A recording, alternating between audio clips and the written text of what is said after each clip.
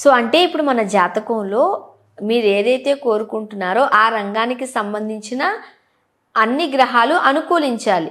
అవి వీక్గా ఉన్నప్పుడు జాతి రత్నాలు ధరించాలి. రత్నధారణతో పాటు ఇంకొక నియమం ఉంటుంది. ప్రొద్దున్నే 5 గంటలకు లేవాలమ్మా. సూర్యుడికి నమస్కరించాలి. వాడే పెద్ద ఆర్టిస్ట్ అవుతాడు. సూర్యుడికి నమస్కరించాలి, తప్పదు. ఆదిత్య హృదయం చదవాలి, తప్పదు. ఆర్టిస్ట్గా నేను ఒక చిరంజీవిని కావాలి, నేను ఒక అమితాబ్ బచ్చన్ కావాలి, నాలో చాలా బలహీనతలు ఉన్నాయి అనుకున్నప్పుడు నేను గనక ఆదిత్య హృదయం ప్రొద్దున్నే 5 గంటలకు గనక నేను చదివిన పక్షంలో ఖచ్చితంగా నేను ఆ మ్యాగ్నెటిజం అనేది నేను ఖచ్చితంగా క్రియేట్ చేస్తాను. రైట్. ఇప్పుడు మరి సినిమా రంగంలో రాణించాలంటే ఏ రంగు కలిగిన రత్నాన్ని ధరించాలంటారు? ఎలా ధరించాలి? అంటే ధరించేటప్పుడు పాటించాల్సిన నియమ నిబంధనలు ఏంటి? మెయిన్గా ఇక్కడ ఒక రత్నం ఉందమ్మా. శుక్రుడు అంటే వజ్రం ధరించడం బాగానే ఉంది. ఒక్కొక్కసారి ఏమవుతుందంటే శుక్రుడు బాగానే ఉంటాడు, కానీ ఒక్కోసారి శుక్రుడు గనక కుజుడి యొక్క నక్షత్రంలో ఉంటే వజ్రం పెడితే యాక్సిడెంట్ అయ్యే ప్రమాదం ఉంటుంది. కాబట్టి పుష్యరాగం పెట్టచ్చు. అంటే వైట్ సఫైర్ అంటారు. పుష్యరాగం పెట్టుకో అంటే ఆల్టర్నేట్. అది సిలోన్ మైన్స్, జాఫ్నా మైన్స్ది పుష్యరాగం పెట్టుకోవచ్చు. తర్వాత ఫిరోజా అని ఒక స్టోన్ దొరుకుతుంది. అది మోడల్స్ కూడా పనికొస్తుంది, యాంకర్స్ కూడా పనికొస్తుంది, ఎవరికైనా పనికొస్తుంది. ఆర్ట్ ఫీల్డ్లో ఉన్నటువంటి వాళ్ళకి, మీడియా రంగంలో ఉన్నటువంటి వాళ్ళకి ఫిరోజా అది బ్లూ కలర్లో ఉంటుంది. అది శుక్రుడిని రిప్రజెంట్ చేస్తుంది. అది కనుక పెడితే కెమెరా ముందు గ్లామరస్గా ఉంటారు వాళ్ళు. తర్వాత వాళ్ళని ప్రతి వాళ్ళు కూడా వాళ్ళనే కోరుకుంటారు. ఈ ఆర్టిస్ట్ ఉండాలి ఈ సినిమాలో, ఈ ఆర్టిస్ట్ ఉండాలి టీవీలో అని కోరుకునేటువంటి వాళ్ళు. ఆ ఫిరోజా మీకు ఎక్కడ కనపడుతుందంటే సల్మాన్ ఖాన్ చేతికి కనపడుతుంది. అది మీరు చూడొచ్చు. ఓకే. ఆ రకమైనటువంటి ఆకర్షణను అతను పొందగలిగింది ఫిరోజా వల్ల. అది సార్, ఇప్పుడు చాలామంది ఏళ్ల నాటి శని అంటారు. నిజంగానే శని ప్రతి ఒక్కరికి శని ఇస్తాడా? ఇది చెప్పే ముందు ఒక్క శని గాయకుడు అనుకోండి, గాయకుడు అయితే పచ్చ పెట్టుకోవాలి. ఓకే. ఎందుకంటే ఆ గానము అనేటువంటిది పచ్చ పెట్టినందు. అందుకనే బాలసుబ్రహ్మణ్యం గారి చేతికి చూడండి పచ్చ పెట్టుకుని ఉంటాడు. చాలామంది సింగర్స్ శ్రేయా ఘోషాల్, ఆ తర్వాత ఉదిత్ నారాయణ్, వీళ్ళందరినీ చూడండి పచ్చ పెట్టుకుని ఉంటారు. వాటి వల్ల వాళ్ళ యొక్క పాట లోపల తేనె కనపడుతుంది. అది రైట్. ఇంతకుముందు అడిగినట్టు ఇన్ని కళలు ఉన్నప్పటికీ కానీ ఒకవేళ వాళ్ళ జాతకంలోకి శని ప్రవేశించాడు అనుకోండి, ఏళ్ల నాటి శని అంటారు. నిజంగానే శని అంతా చెడే చేస్తారా? లాభం ఎప్పుడు ఇవ్వరా శనిదేవుడు? అసలు అది చాలా మిస్అండర్స్టాండింగ్ అమ్మా. శని అంతటి అద్భుతమైనటువంటి భగవంతుడు ముక్కోటి దేవతల్లో లేడు. శనైశ్వరుడు, శనీశ్వరుడు అంటుంటారు, కాదు శనైశ్వరుడు అన్నారు. శనైశ్వరుడు సకల దేవతలకి లేనటువంటి అద్భుతమైనటువంటి దయాగుణం కలిగినటువంటి వాడు శనైశ్వరుడే. శనైశ్వరుడే మనిషి యొక్క జీవితాన్ని తయారు చేసేవాడు.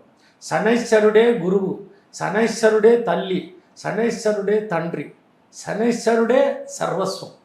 అయితే మనిషి ఏం చేస్తాడంటే మొట్టమొదట ఒక మనిషి పుట్టినప్పుడు మా తల్లి గురువు, ఆ తర్వాత గురువుగా ఇంకొకరు వస్తారు, ఆ తర్వాత తండ్రి పోషించేవాడు, ఇన్ని చూస్తాడు.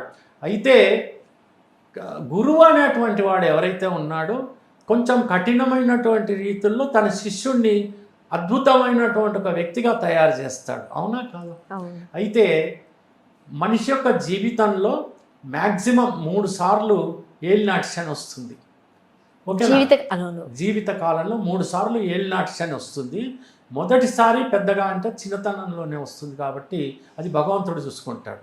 రెండోసారి వచ్చినప్పుడు దాన్ని పొంగు ఏలినాటి శని అంటారు. మూడవసారి వచ్చినప్పుడు కుంగు ఏలినాటి శని అంటారు. అయితే ఒకసారి ఫస్ట్ టైము ఒక ఏలినాటి శని వచ్చింది, ఆ తర్వాత 30 సంవత్సరాలకు ఒకసారి వస్తుంది, ఆ తర్వాత 30 సంవత్సరాలకు ఒకసారి వస్తుంది. ఇంచుమించు ఈ కాలంలో ఎవరైనా కానీ 70 సంవత్సరాల కంటే ఎక్కువగా బ్రతకడం కష్టమే. ఇంకా రాలేదు, అంత లాంగివిటీ రాలేదు. సో 70 సంవత్సరాల కాలంలో మ్యాక్సిమం థర్డ్ సైకిల్ని మాత్రమే టచ్ చేస్తారు. ఫోర్త్ ఫిఫ్త్ అనేది చాలా కష్టం. 120 సంవత్సరాలు బ్రతికితే ఫోర్త్ ఫిఫ్త్లోకి వెళ్తాడు.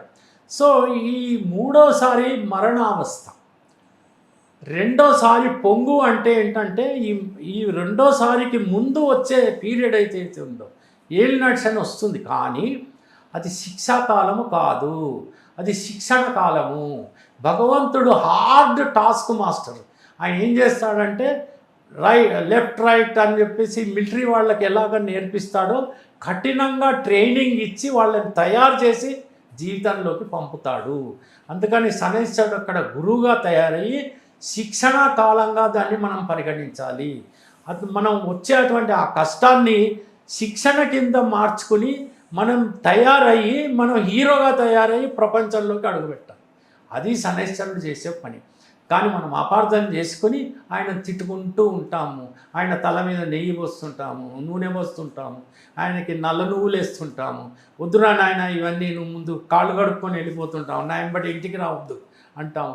తండ్రిని, తల్లిని, గురువును అయినటువంటి శనైశ్వరుణ్ణి మనం వెళ్ళగొట్టడానికి ప్రయత్నిస్తుంటాం. కానీ అతనే దేవుడు. అష్టమ శని. అష్టమ శని అంటే ఏంటి? షార్ట్ ఇంటర్వెల్స్లో ట్రైనింగ్. అంటే ఒక్కొక్కసారి నువ్వు ఒక 6 నెలలు ట్రైనింగ్ చేసుకొని రామ్మ అంటాం కదా, అది అష్టమ శని. అక్కడ మనం ఏం చేస్తాము, మ్యాక్సిమము బాగానే ఉన్నాను కదా, ఏమయ్యా తలనొప్పి లేస్తుందా, బాగానే చూపించుకున్నాడు, నేను బాగానే ఉన్నాను అంటే మీరు చాలా నెగ్లెక్ట్ చేయడం వల్ల మీ శరీరంలో ఏవో కొన్ని భాగాలు దెబ్బతినే ప్రమాదం ఉంది. అష్టమ శనిలో ఏమవుతుంది? కరెక్షన్ అవుతుంది. అష్టమ శనిలో ఏం చేస్తాడంటే కొంచెం ఇబ్బంది కలిగిస్తాడు. మీరు ఇమ్మీడియట్లీ డాక్టర్ దగ్గర పరిగెత్తుతారు. పరిగెత్తి లేదా శనైశ్వరుడికి పూజలు చేస్తారు, లేకపోతే హనుమాన్ చాలీసా చదువుతారు. ఇవన్నీ చేయడం వల్ల ఏమవుతుందంటే నిష్టగా ఉంటారు. అప్పుడు మీ ఆరోగ్యం బాగుపడుతుంది. అర్ధాష్టమ శని అనేది ఉంటుంది, మళ్ళీ షార్ట్ ఇంటర్వెల్. అప్పుడు ఏం చేస్తారు? ఏదో మీరు సుస్థి ఎక్కువైపోయింది మీ లోపల, అంటే లేజినెస్ ఎక్కువైపోయింది, మిమ్మల్ని మీలో చురుకుదనం కలిగించాలి. అప్పుడు ఏం చేయాలి? నేను మిమ్మల్ని 4 వేయాలి, వేసి మిమ్మల్ని అలర్ట్ చేయాలి. లేయి అంటుంటాం కదా మన ఫాదర్ మదర్, తొందరగా లేయి, పో స్కూల్కి పో, అది చదువు ఇది చదువు అని అంటుంటారు కదా, అది అర్ధాష్టమ శని. ఈ రకంగా శనైశ్వరుడు మనకి ఇచ్చేటువంటి ఆ యొక్క జ్ఞానము, ఆ యొక్క ట్రైనింగే ఈ అష్టమ శని, అర్ధాష్టమని, ఏలినాటి శని. అంటే శిక్షాకాలము కాదు, శిక్షణ కాలం అని మనం అర్థం చేసుకోవాలి.